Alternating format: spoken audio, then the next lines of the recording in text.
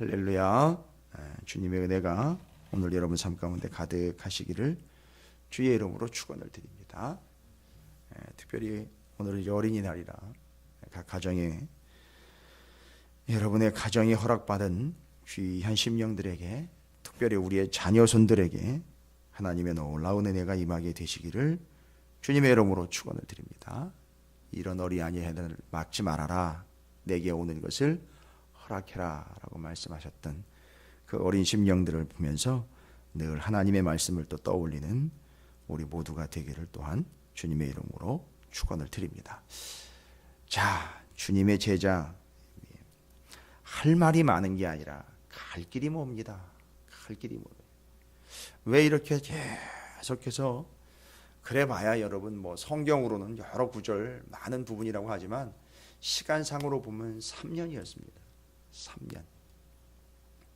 또 공생이 시작하시고 난 다음에 시간이 지나면서 제자를 부르시고 하면서 주님을 따라다니는 제자들을 볼 때 여러분 길어야 3년 아니었습니까? 주님을 따라다녔던 제자들과 그 제자들에게 야, 나를 그냥 무작정 따라오는 게 제자가 아니고 제자란 이런 거야 라면서 계속 설명을 하고 계시지 않습니까? 왜일까요?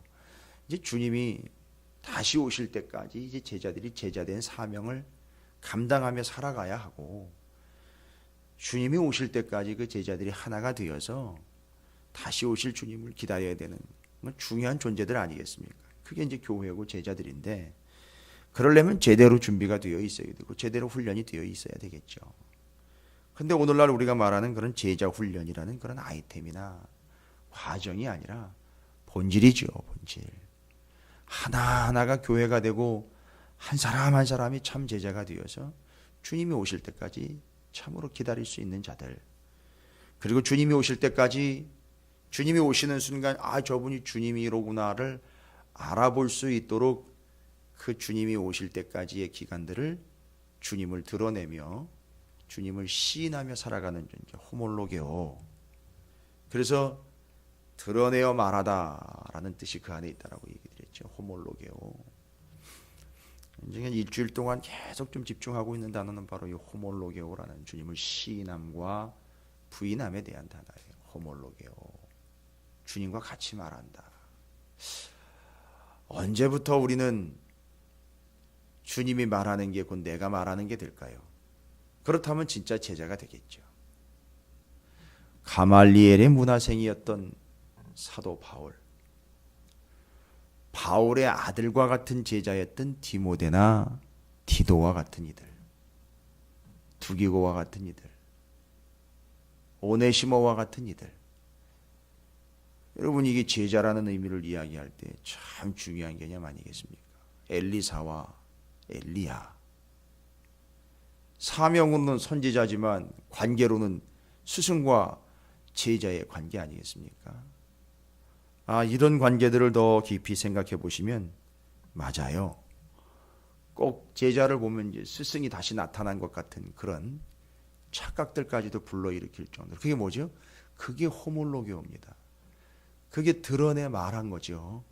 자기가 직접 내 스승은 누구요? 라고 밝히지 않았으나 그가 말하는 투를 보면 그가 꼭 말을 전개하는 그 기승전 결을 보면 꼭 기승전 스승이 되겠죠. 이렇게 스승이 자꾸 드러나는 것.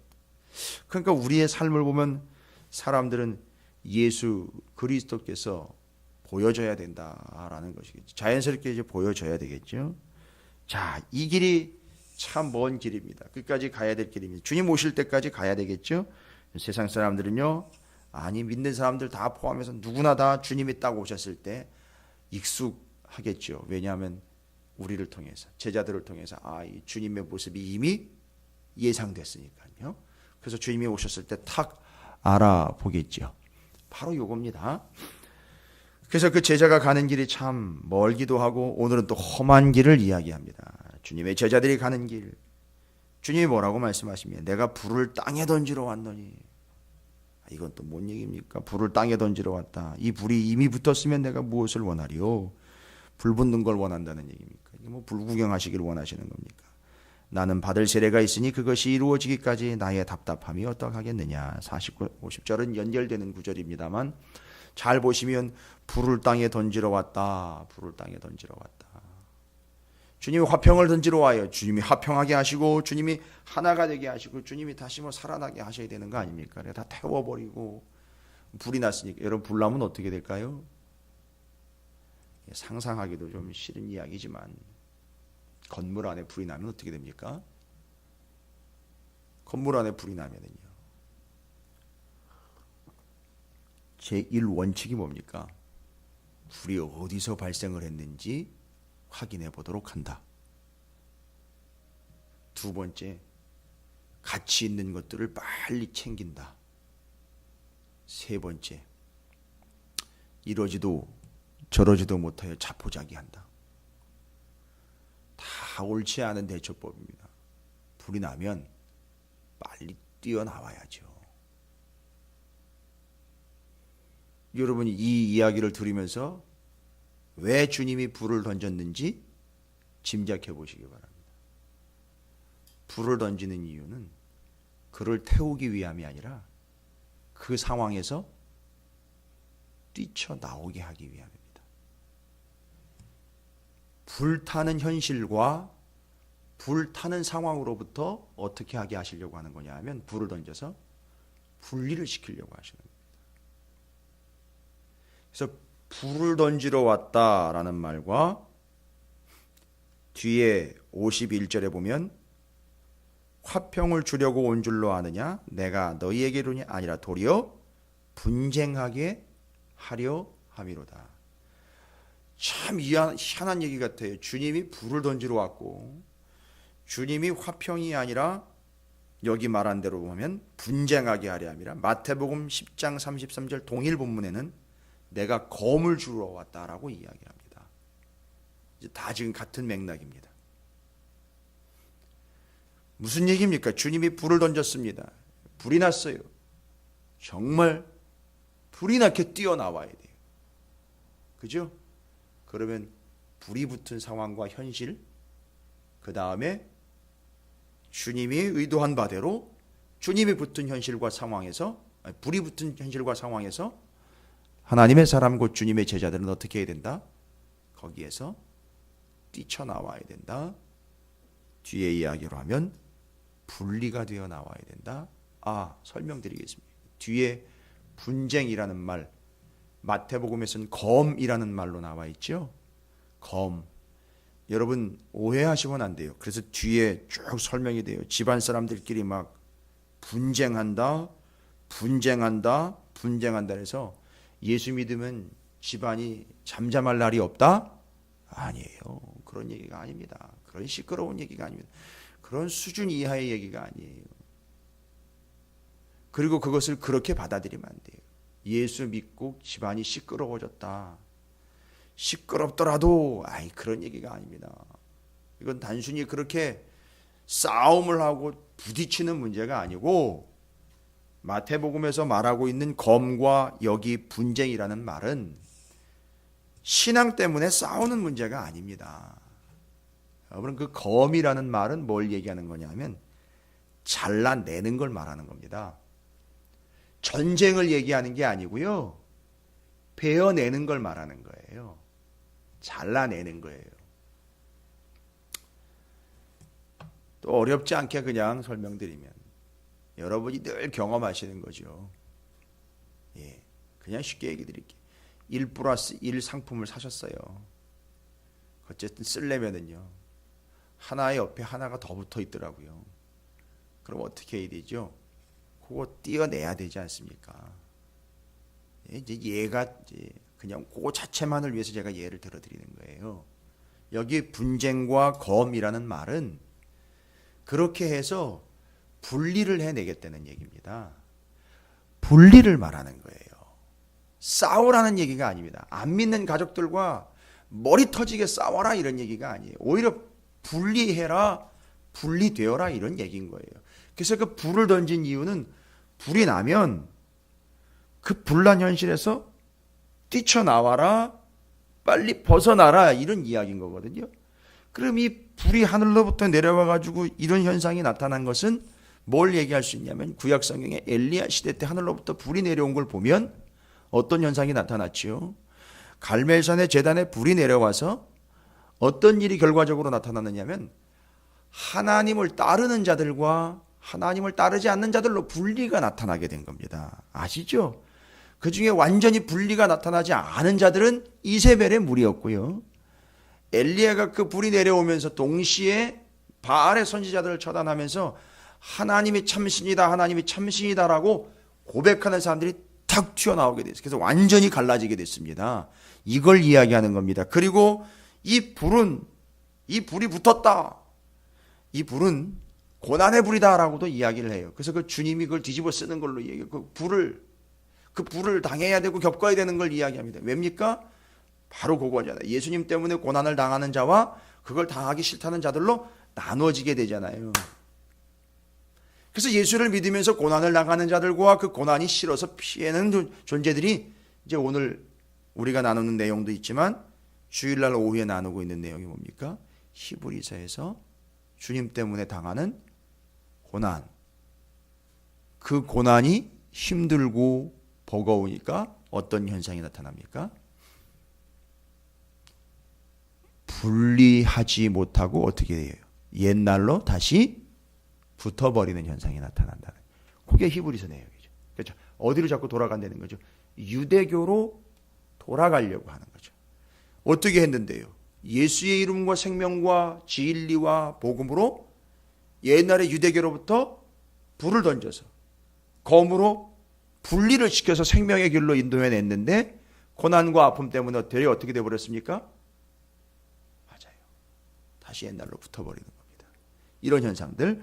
자, 여기서 이야기하는 건 바로 이겁니다. 주님의 제자들, 주님을 따르는 자들은 바로 선택의 문제입니다. 앞에서도 계속 얘기한 것이지요.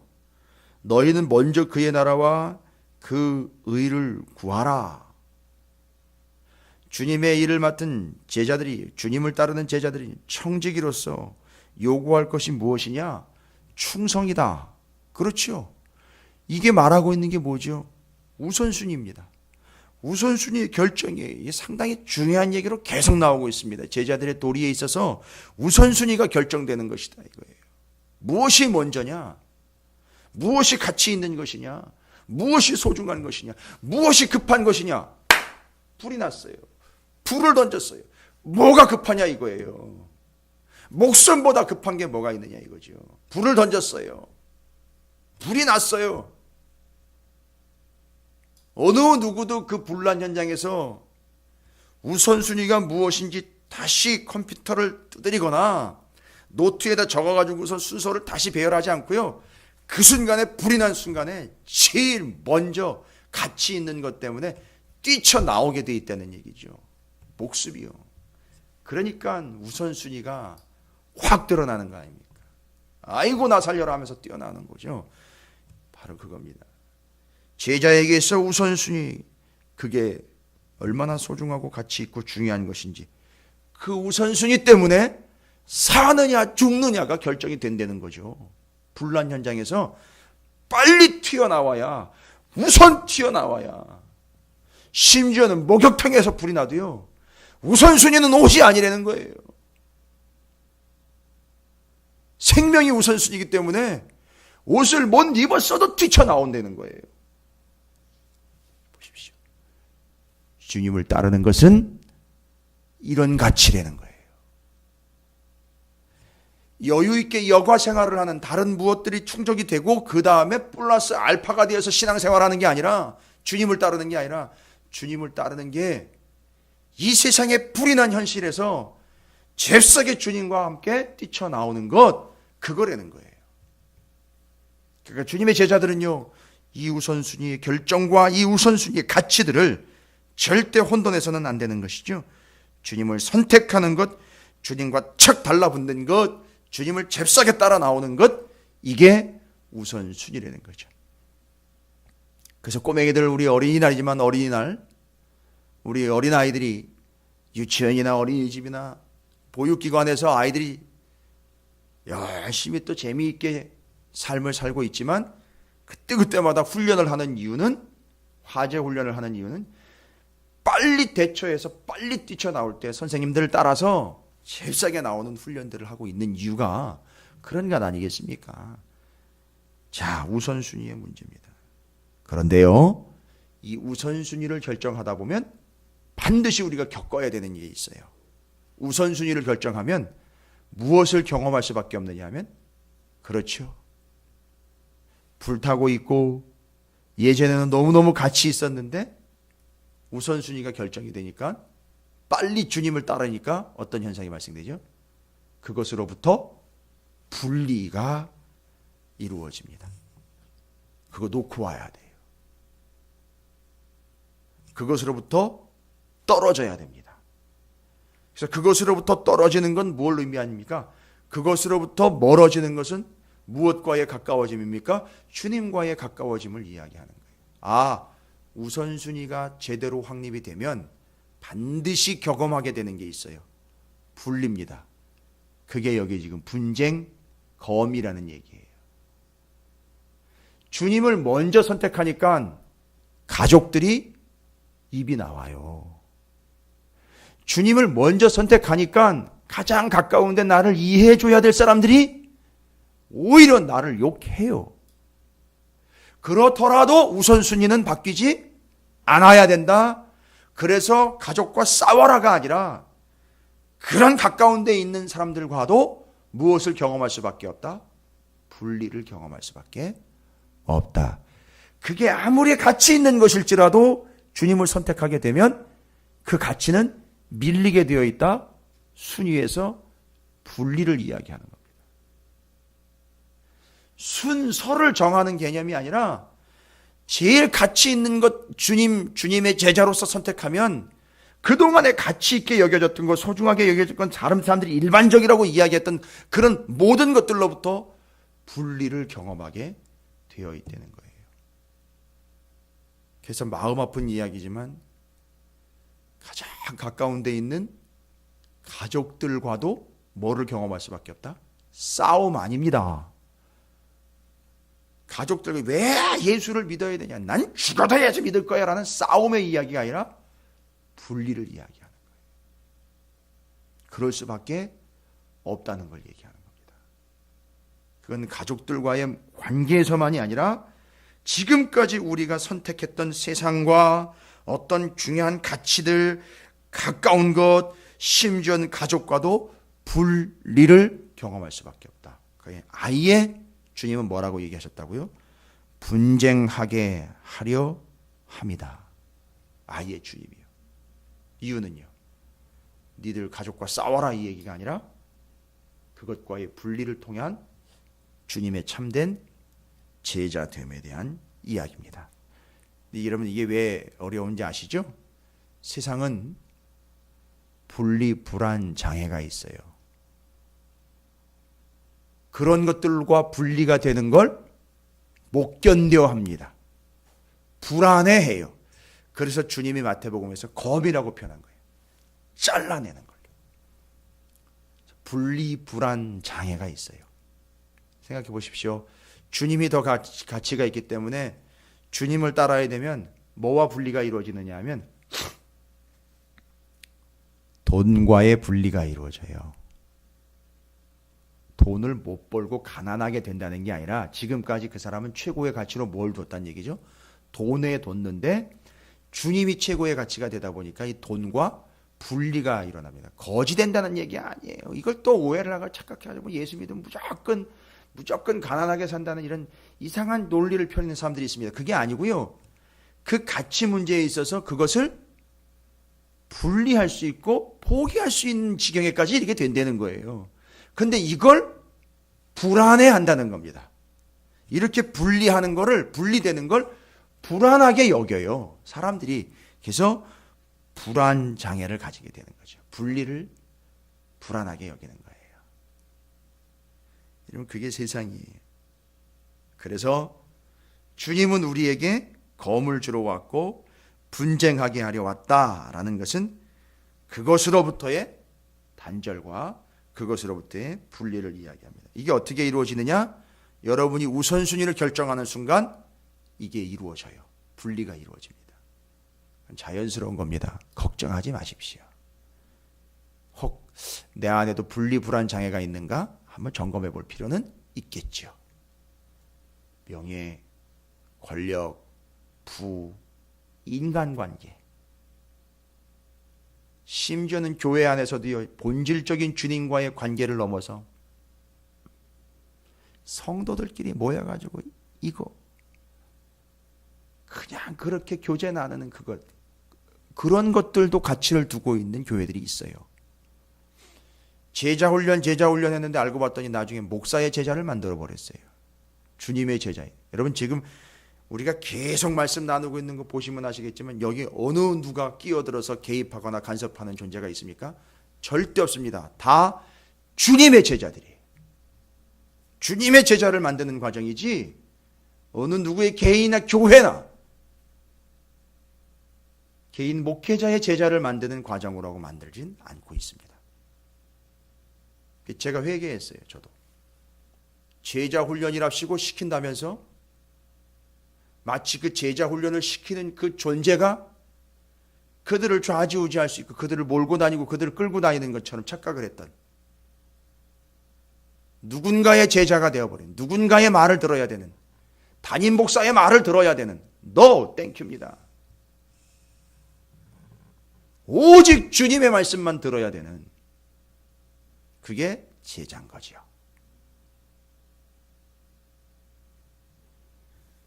그래서 분리를 시키는 거예요.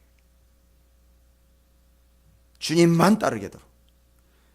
그래서 49절에 불을 던지러 왔다.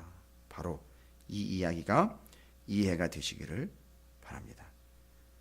그래서 오늘 말씀에서는 그 뒤로 이어지는 내용들, 한 집에 보십시오. 한 집에 5사람이 있어 분쟁하되 셋이 둘과 둘이 셋과 아버지와 아들과 아들이 아버지와 어머니가 딸과 딸이 어머니, 시어머니, 며느리가 시어머니 분쟁하는 이 이야기를 서로 의견 대립에 의해서 싸우는 걸로 오해하시면 안 되고, 우선순위가 결정되다 보니까 어떤 현상이 발생된다? 분리 현상이 발생됩니다. 그리고 그것을 불을 던지고 검을 주러 온 걸로 주님은 비유적으로 설명을 했습니다. 아주 중요하고도 명확하고도 분명한 설명이셨던 것 같아요.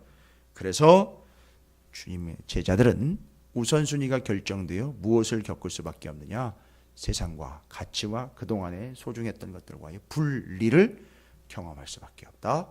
주님이 검을 주러 왔다라고 말씀하시는, 이것이 모두가 다 주님을 온전히 따르게 하기 위한 주님의 제자의 도 중에 하나라는 것을 잊지 마시고, 여러분 모두가 다 이 분리 불안 장애를 겪지 마시고요, 오히려 그것이 분리가 되어 주님과 더 가까워지며 주님의 제자로서의 부름받은 자, 주님의 제자로서의 위치 자리가 이제 우선순위를 통해서 결정되고 그것이 반드시 분리를 가져온다는 사실 잊지 마시고, 너무 어려워하시거나 놀라지 마시고, 그 분리를 통해서 주님과 더 가까워지며 우선순위를 통해서 그 모든 것들이 정리가 되어 주님의 제자로, 주님이 우리에게 그 불, 말하자면 고통이 될 수도 있고요, 검, 단호함과 진리가 될 수 있습니다. 성령의 검, 말씀과 진리의 검으로 분리를 이루어내는 것. 그러니까